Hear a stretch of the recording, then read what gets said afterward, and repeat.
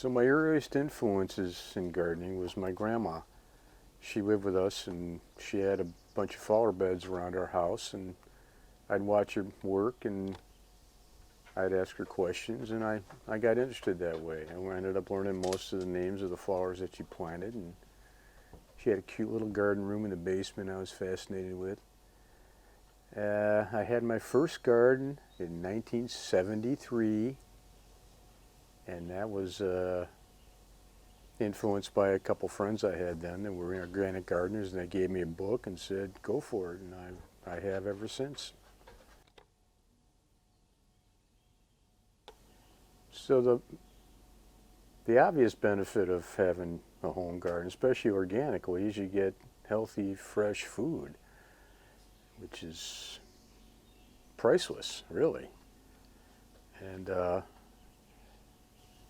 there's an exercise benefit. It's more like yoga, stretching. There's a lot of stretching, and that's healthy. But also it's good for the mind.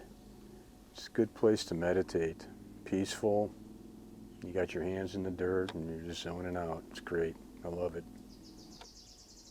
So a couple of the challenges of gardening, probably they both pertain to the Pacific Northwest. There are weather.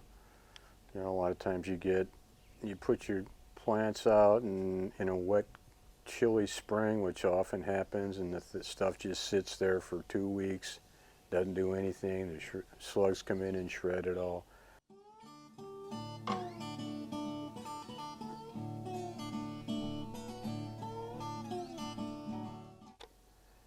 So the beneficial critters in the garden, I don't know if you can actually call them critters, but it's the worms, real important. If you've got a healthy worm population, you got good, healthy, growing soil.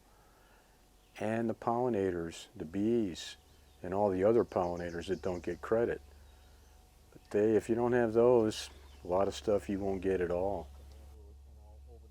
So if someone's starting out gardening, I'd probably tell them to start small, don't get overwhelmed.